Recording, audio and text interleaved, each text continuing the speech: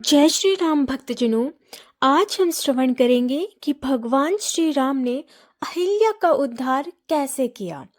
अहिल्या महर्षि गौतम की पत्नी थी।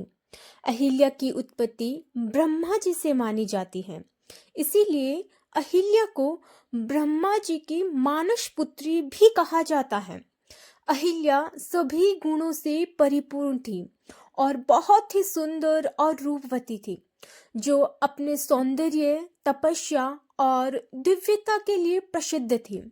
वह अत्यंत साध्वी और पवित्र थी। उनका विवाह महर्षि गौतम से हुआ था, जो एक महान तपस्वी और धर्म के ज्ञाता थे। दोनों ऋषि मुनियों की तरह जंगल में एक आश्रम में निवास करते थे और ईश्वर की भक्ति में समय व्यतीत करते थे। एक दिन देवताओं के राजा इंद्र अहिल्या के अद्वितीय सौंदर्य को देखकर मोहित हो गए। उन्होंने अहिल्या को पाने की चेष्टा की। एक दिन महर्षि गौतम अपने प्रातःकालीन पूजा और गंगा स्नान के लिए आश्रम से बाहर गए हुए थे। इंद्र ने इस अवसर का लाभ उठाने का निश्चय किया। उन्होंने महर्षि गौतम का रूप धारण किया और आश्रम में प्रवेश कर गए।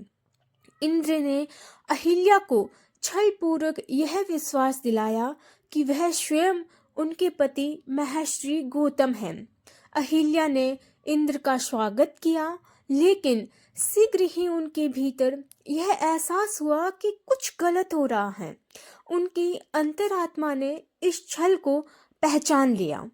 महर्षि गौतम जब स्नान से लौटे तो उन्होंने इंद्र को अपने वास्तविक रूप में आश्रम से भागते हुए देखा। वह तुरंत समझ गए कि इंद्र ने छल किया है। महर्षि गौतम अत्यंत क्रोधित हुए। उन्होंने इंद्र को श्राप दिया कि तूने अपने पद का दुरुपयोग किया है और एक साध्वी स्त्री के साथ छल किया है। तेरे इस अधर्म के लिए तेरा गौरव नष्ट हो जाएगा। इंद्र तुरंत अपनी शक्ति और मान सम्मान खो बैठा। इसके बाद महर्षि गौतम ने अहिल्या की ओर देखा। अहिल्या ने पश्चाताप करते हुए अपनी भूल स्वीकार की और क्षमा मांगी। महर्षि गौतम ने उन्हें भी श्राप दिया कि तूने छल को पहचानने के बाद भी इसका विरोध नहीं किया। इस पाप के कारण तू पत्थर का रूप धारण करेंगी। हालांकि महर्षि गौतम को यह भी एहसास हुआ कि अहिल्या का मन निर्मल था और उनका पाप अज्ञानता से हुआ था। उन्होंने अहिल्या को यह वरदान भी दिया कि जब त्रेता युग में भगवान विष्णु राम के रूप में पृथ्वी पर अवतरित होंगे, तब उनके चरणों का स्पर्श पाकर तू श्राप से मुक्त हो जाएगी और तेरा उद्धार हो जाएगा। श्राप के प्रभाव से अहिल्या पत्थर बन गई और वर्षों तक गौतम ऋषि के आश्रम में पड़ी रही। हालांकि वह अपने भीतर भगवान राम के आगमन की प्रतीक्षा करती रही। उनकी आत्मा ने तपस्या और भक्ति का मार्ग अपनाया। उनका पत्थर रूप भी पवित्रता और भक्ति का प्रतीक बन गया।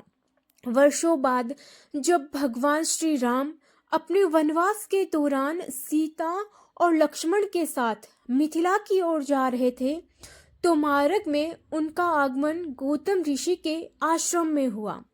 भगवान राम को ऋषि विश्वामित्र ने अहिल्या की कथा सुनाई और उनके उद्धार का कार्य करने को कहा।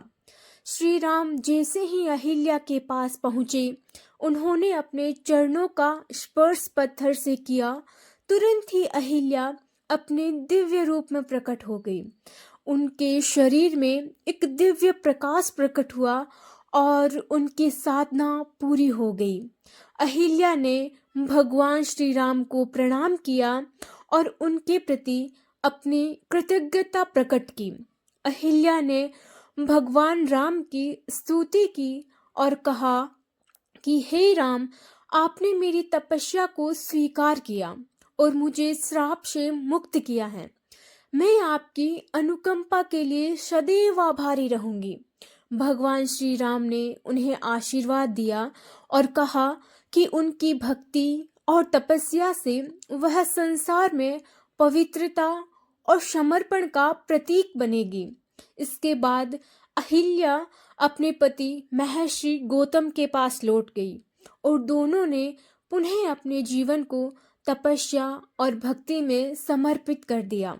यह कहानी भक्ति, तपस्या और भगवान की करुणा का उदाहरण है। यह सिखाती है कि सच्ची श्रद्धा और पश्चाताप से बड़े पापों से मुक्ति संभव है। भगवान श्री राम ने दिखाया है कि वे हर भक्त की पीड़ा का अंत करने के लिए सदैव तत्पर रहते हैं। बोलिए जय श्री राम। अगर आपको ये वीडियो अच्छा लगा हो तो इसे लाइक, शेयर, सब्सक्राइब जरूर करें। धन्यवाद।